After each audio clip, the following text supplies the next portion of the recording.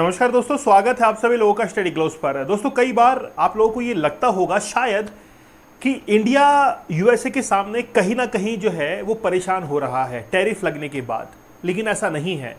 भारत ने अब ये डिसाइड किया है कि हम लोग यूएसए के टैरिफ से डरने वाले नहीं हैं। रशिया के साथ में जो ऑयल इंपोर्ट को लेकर डील हुई थी, हम लोगों ने कुछ दिन तक उस पर पॉज लगाया था, रोक दी थी वो डील, लेकिन वापस से उसको रिज्यूम करने के लिए तैयार हैं। चाहे ट्रंप टैरिफ लगाए, लेकिन आप सोचकर देखिए, आज तो वो टैरिफ का डर हमको दिखा रहा है, कल को और कोई भी डर हमको दिखा सकता है। तो अभी जो हमको प्रॉब्लम हुई है वो आगे जाकर भी हो सकती है।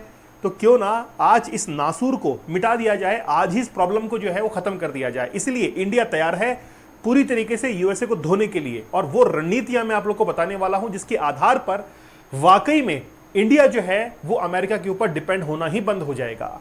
चलिए शुरुआत करते हैं आज के सेशन का। लेकिन बात यह है कि यूएसए ने जो हमारे ऊपर टैरिफ लगाए हैं, इंडिया वापस से उनको पंच बैक करने को तैयार है।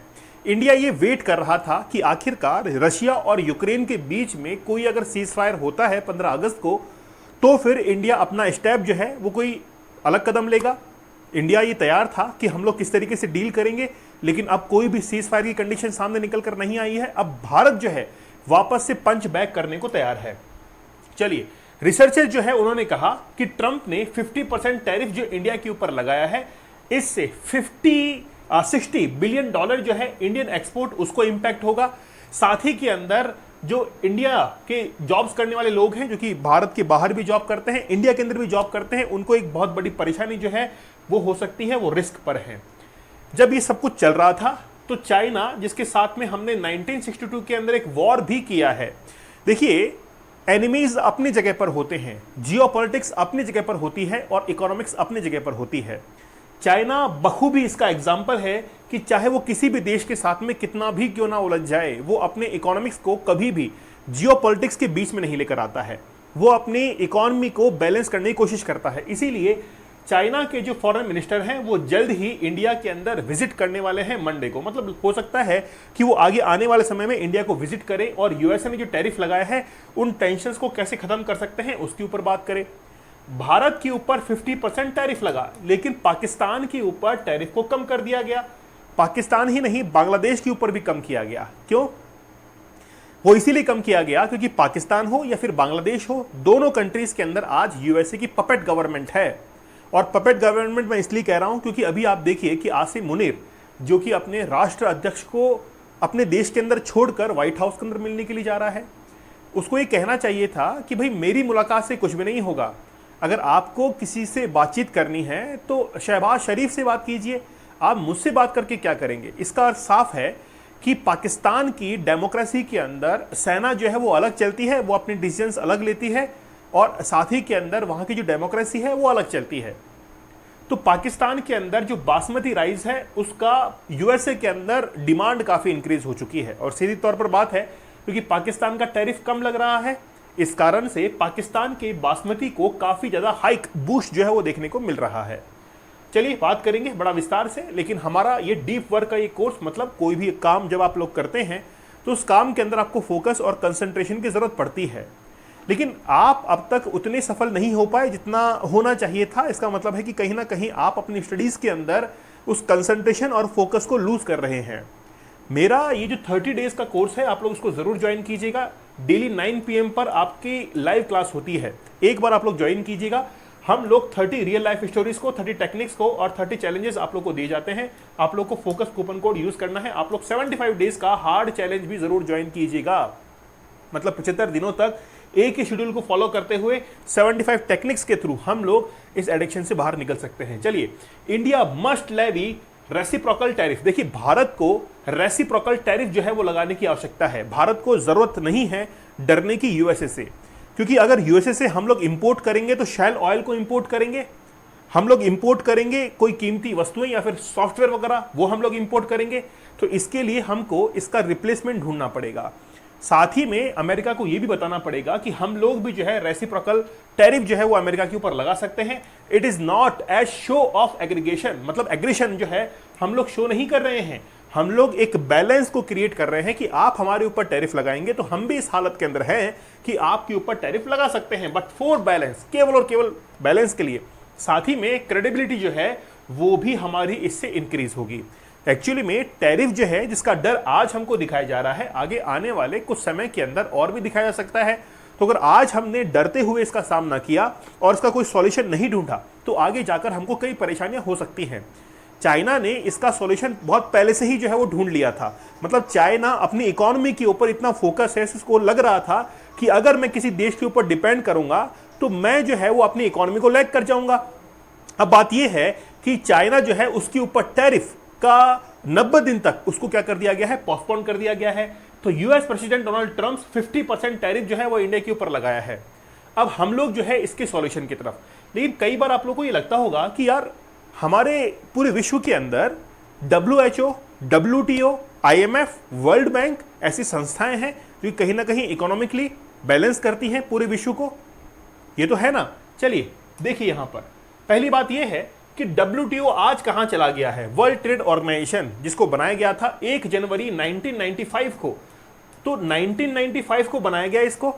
तो अब बात यह है कि WTO जो कि पूरे विश्व के अंदर ट्रेड को बैलेंस रखता है, तो आज अमेरिका ने अगर पूरे विश्व के ऊपर टैरिफ दिखाया है, टैरिफ लगाया है, तो फिर आज WTO की तरफ से कोई भी स्टेटमेंट सामने निकलकर नहीं आ रहा है कि ये व्यापार के, ये ट्रेड के बिल्कुल विरुद्ध है। क्यों? क्योंकि ये WTO, WHO, IMF, world bank ये कहीं ना कहीं यूएसए के इन्फ्लुएंस में काम करते हैं।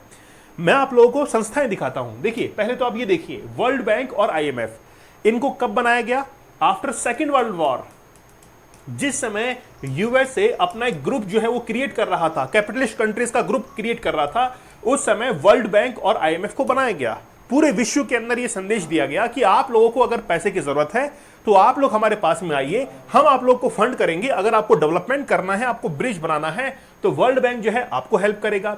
अगर आप इकोनॉमिक ट्रैप में फंस जाते हैं, आपके पास में देश चलाने के लिए पैसा कम है, तो हम आपको देंगे IMF। लेकिन कितना पैसा दिया जाएगा, कब दिया जाएगा, ये डिसाइड कौन करेगा? यूएसए करेगा, क्योंकि यूएसए के इन्फ्लुएंस के अंदर ही ब्रेटन वुड्स जो समिट हुआ था, उसी के तहत IMF और वर्ल्ड बैंक की स्थापना की गई। वैसे ही जब USSR जो है वो पूरी तरीके से बिखर गया था, तो फिर यूएसए को ये लगने लगा कि मैं पूरे विश्व के ट्रेड को कंट्रोल कर सकता हूं, और उसी को कंट्रोल करने के लिए 1991 के बाद में 1995 के अंदर WTO को बनाया गया। अब इसका साफ तौर पर जाहिर है कि पूरे विश्व के व्यापार को कंट्रोल करने के लिए और अपने इन्फ्लुएंस में रखने के लिए WTO जैसी संस्थाएं जो हैं वो आज काम करती हैं। आप देखिए कि आज आपने कोई भी स्टेटमेंट WTO की तरफ से देखा कि आप किसी डेवलपिंग नेशंस के ऊपर इतना टैरिफ क्यों लगा रहे हैं, लेकिन किसी की पूछने की हिम्मत नहीं है। लेकिन आज इंडिया जो है वो अपने डिसीजंस खुद ले सकता है, इसलिए इंडिया ने डिसाइड किया है कि हम लोग अमेरिका के टैरिफ का जवाब देंगे। लेकिन अमेरिका का जो टैरिफ है उससे रिलेटेड कितना इंपैक्ट इंडिया के ऊपर पड़ा है, अगर हम लोग एग्रीकल्चर सेक्टर के अंदर देखें तो चाहे मछली हो, मांस हो या फिर प्रोसेसिंग कोई भी सी फूड हो, उस पर टैरिफ का लगभग 27.83, मतलब पहले से डिफरेंस जो है इतना क्रिएट हो चुका है, जिससे 2.58 अरब डॉलर का निर्यात पर असर पड़ सकता है। ऑटोमोबाइल इंडस्ट्रीज और ऑटो पार्ट्स की हम लोग देखें, टाटा मोटर जैसी भारतीय ब्रांड जो अमेरिका में गाड़ियां बेचती हैं, उनको 5% तक गिरावट का सामना करना पड़ सकता है। फार्मास्यूटिकल जो इंडस्ट्रीज है उनको भी काफी नुकसान हो सकता है। साथ ही के अंदर टेक्सटाइल्स और ज्वेलरी, साथ ही में हम लोग यूएसए के अंदर शूज जो होते हैं उसको भी एक्सपोर्ट करते हैं। हमारी ज्वेलरी जो है वो भी वहां पर एक्सपोर्ट होती है। तो लगभग इस इंडस्ट्री को 8.5 जो अरब डॉलर है, इसका कहीं ना कहीं नुकसान जो है देखने को मिल सकता है। अगर हम लोग ओवरऑल माने तो आप लोग ये मान के चलिए कि 10 से 11% ओवरऑल मार्केट को हमारा हिट हो सकता है। लेकिन इसका सॉल्यूशन क्या है? सॉल्यूशन बात यह है कि हमारे जितने भी एग्रीकल्चर गुड्स हैं या कोई इंजीनियरिंग गुड्स हैं, उसके अंदर हमको ऐसे प्रोडक्ट्स को जो है वो छांटना पड़ेगा जो कि हमारे एक्सपोर्ट के अंदर वैल्यू को ऐड करते हैं। जैसा आप मानिए कि एक सब्जी वाला जो है वो पूरे दिन भर घूम घूम कर सब्जी बेचता है, लेकिन फिर भी वो पूरे दिन भर में 2000, 3000, 5000 की सब्जी पूरे दिन भर घूम कर वो कमा पाता है। लेकिन अगर कोई हीरे का व्यापारी है, अगर वो कोई हीरे का व्यापार करेगा तो वो एक ही बार के अंदर इतनी जबरदस्त इनकम करेगा कि वो जो है वो 1 साल की इनकम के बराबर होगा सब्जी वाले की। इसका मतलब है कि जो वैल्यू प्रोडक्ट्स है उनको हम लोगों को छांटना पड़ेगा, और जितने भी वैल्यू एडेड प्रोडक्ट्स हैं एग्रीकल्चर के अंदर उनको हम लोगों को एक्सपोर्ट करने पर अब जो है ध्यान देने की जरूरत है। क्योंकि अगर एक बार हमने उन प्रोडक्ट्स को एक्सपोर्ट करना शुरू कर दिया तो अमेरिका के बजाय दूसरे यूरोपियन कंट्रीज या साउथ ईस्टर्न एशियन नेशंस, उनके अंदर हमारी पकड़ जो है मजबूत होगी और फिर यूएसए के टैरिफ का असर हम पर नहीं पड़ेगा। दूसरी बात यह है कि मोदी जी ने हाल ही में यह कहा था कि हम लोग किसानों के साथ में कोई भी कॉम्प्रोमाइज नहीं करेंगे। मतलब किसान अपना सामान जो कि यूएसए के अंदर बेचा करते हैं उनके ऊपर अगर टैरिफ लगा दिया जाएगा तो कहीं ना कहीं उनकी इनकम हिट करेगी। इसीलिए ये कहा है कि अगर उनके ऊपर कोई भी इंपैक्ट आया तो हम लोग यूएसए के ऊपर वापस से रेसिप्रोकल टैरिफ जो है वो लगाने के लिए तैयार है। अगर अमेरिका हमारे ऊपर 50% टैरिफ लगाएगा तो हम भी जो है वो 50% टैरिफ अमेरिका के ऊपर लगाएंगे, मतलब धो डालेंगे।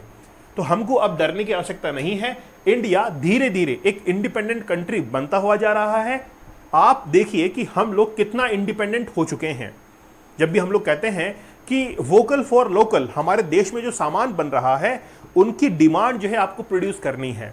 लेकिन दूसरी बात यह भी आती है कि वो दूसरे प्रोडक्ट जो कि हम लोग इंपोर्ट कर रहे हैं उससे कितना सस्ता है, तभी तो हम लोग उसको खरीद पाएंगे। तो अगर वोकल फॉर लोकल का अगर नारा दिया जाता है तो हम लोग को वो प्रोडक्ट जो है वो हमारी प्राइस रेंज के अंदर होना चाहिए। अगर एक बार वो प्राइस रेंज हमने टच कर ली तो ये मान के चलिएगा कि हमको दूसरे देश से इंपोर्ट करने की बहुत कम आवश्यकता पड़ेगी। आज मैक्सिमम जो हम लोग इंपोर्ट करते हैं वो ऑयल इंडस्ट्रीज से क्रूड ऑयल को हम लोग इंपोर्ट करते हैं, तो वो तो हमारी डिपेंडेंसी बहुत लंबे टाइम पे जाने के बाद कम हो सकती है। लेकिन उसका भी हमने अल्टरनेट सोचा है कि हम लोग रिन्यूएबल एनर्जी की तरफ बढ़ेंगे, हम लोग सोलर एनर्जी की तरफ बढ़ेंगे, गैसेस जो हैं उनकी तरफ बढ़ेंगे, तो धीरे धीरे हमारी वो भी डिपेंडेंसी कम हो जाएगी। तो आज जो अमेरिका हमको टैरिफ का डर दिखा रहा है वो आगे भी दिखा सकता है, इसीलिए आज ही उसका सॉल्यूशन ढूंढना पड़ेगा। दोस्तों, हमारा डीप वर्क का ये कोर्स बड़ा जबरदस्त है, आप लोग ज्वाइन कीजिएगा। डेली 9 PM पर लाइव क्लास हो रही है। इसमें आपके साथ में कम्युनिकेट किया जाता है कि आखिरकार आपकी प्रॉब्लम क्या है और कैसे उसका सॉल्यूशन निकलेगा। 75 डेज का हार्ड चैलेंज जो कि वाकई में जबरदस्त है। कहते हैं कि आज का चैलेंज कल के लिए अचीवमेंट बन सकता है, आज का चैलेंज कल आपको चेंज कर सकता है। इसीलिए आप लोग जरूर जो है चैलेंज को एक्सेप्ट कीजिएगा। दीपक इंदौरा ऑफिशियल हमारे टेलीग्राम चैनल से आप लोग जरूर जुड़ जाइएगा। तो मिलते हैं आप लोगों से अगले सेशन में, तब तक धन्यवाद, थैंक यू, जय हिंद।